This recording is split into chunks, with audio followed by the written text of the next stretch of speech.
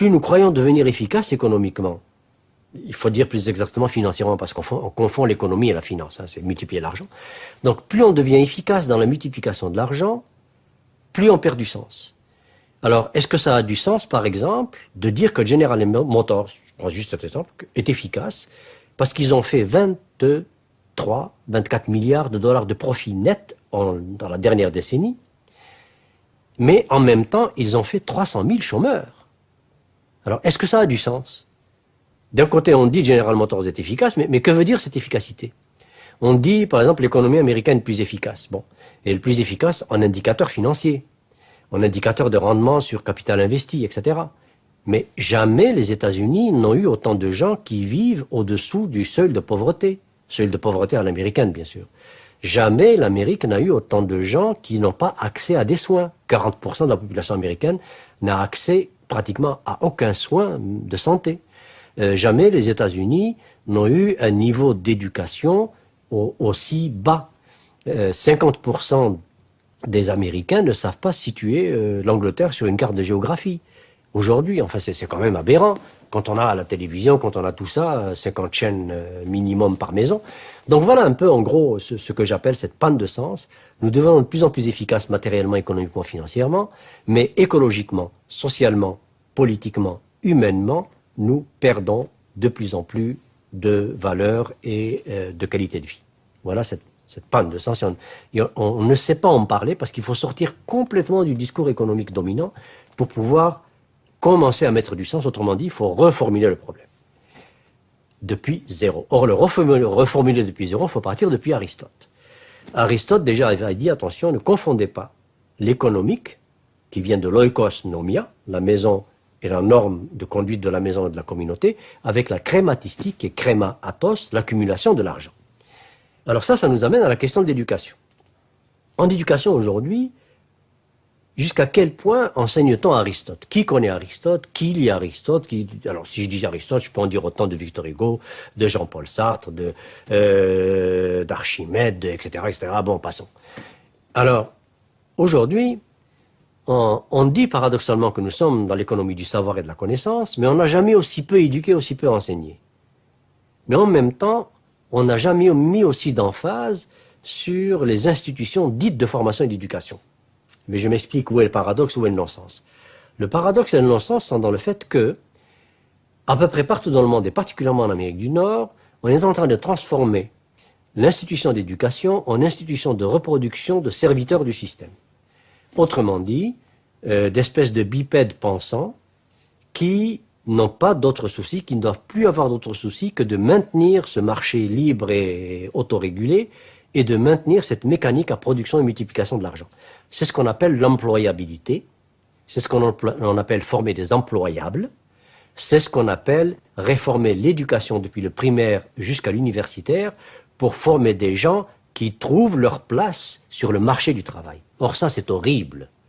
Est-ce qu'aujourd'hui un Victor Hugo serait employable? Est-ce qu'aujourd'hui un Socrate serait employable? Est-ce qu'aujourd'hui un Paul Verlaine, un Rimbaud serait employable? Non. Donc il n'y en aurait pas. Mais que serait l'humanité sans Socrate, sans Aristote, sans Rimbaud, sans Verlaine, sans Victor Hugo? Que serait l'humanité sans ces gens-là? Nous serions des animaux.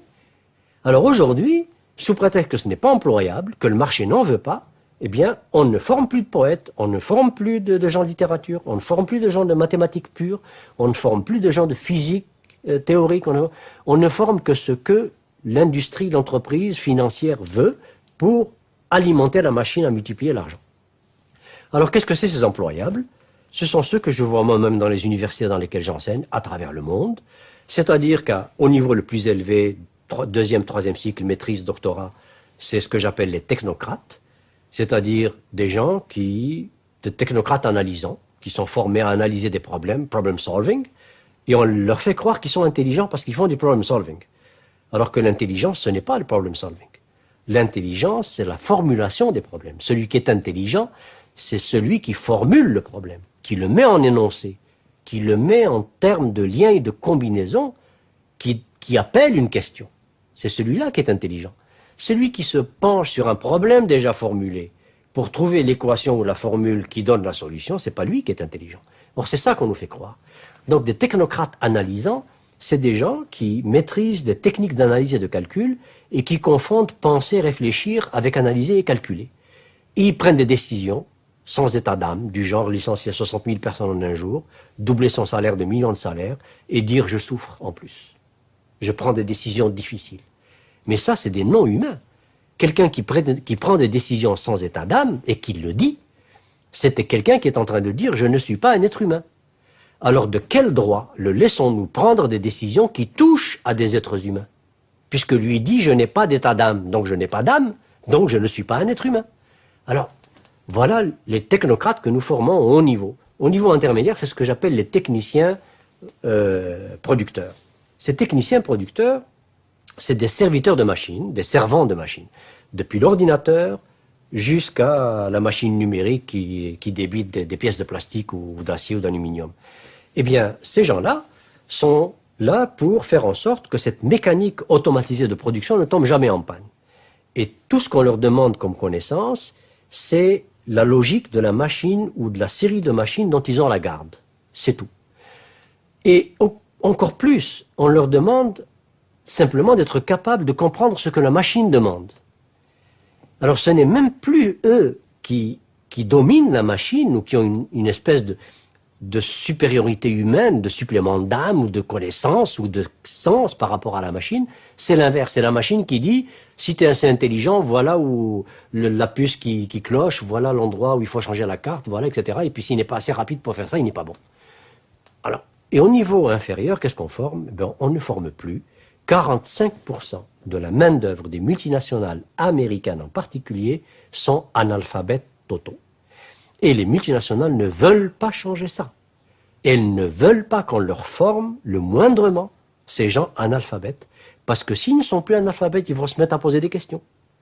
S'ils se mettent à lire des journaux, des analyses fines, ils vont se mettre à poser des questions. Ils vont se mettre à se syndiquer. Ils vont se mettre à réfléchir. Donc, surtout pas. Alors, nous avons aujourd'hui, particulièrement en Amérique du Nord et aux États-Unis encore plus, des diplômés du primaire et du secondaire qui sont à peu près dans une proportion qui est assez hallucinante, qui atteint chez nous en tout cas 1 sur 4 au Québec, et aux États-Unis, si on regardait les vrais chiffres, je suis sûr qu'on approcherait de la même proportion, sinon plus, qui sont diplômés et qui sont analphabètes, qui savent à peu près ni lire ni écrire, mais ils ont un diplôme. Et ce diplôme primaire ou même secondaire, ils l'ont obtenu par l'ancienneté, tout simplement par la présence et par l'âge. Et ça arrange le système. Parce que quand vous avez des opérateurs à la base qui sont des bipèdes quasi décérébrés, c'est-à-dire à qui on n'a même pas appris à penser, parce que pour apprendre à penser, il faut apprendre à lire. Et il faut lire. Si je veux apprendre à penser, il faut que je lise Victor Hugo. Il faut que je lise des poèmes, il faut que je lise des philosophes, il faut que je lise... C'est ça qui m'apprend à penser, des écrivains. Je ne peux pas penser sans me mettre des mots et des façons de manipuler ces mots dans ma tête. Alors si je n'ai pas ça, je ne peux pas penser. Donc, je peux devenir un excellent reproducteur du système qui ne pense pas et qui défend le système. Alors vous avez maintenant des ouvriers qui disent, et ça m'est arrivé, quand je vais dans des situations graves où il y a des fermetures, des mises à pied, etc., et puis je pose la question à des ouvriers, mais qu'est-ce que vous en pensez?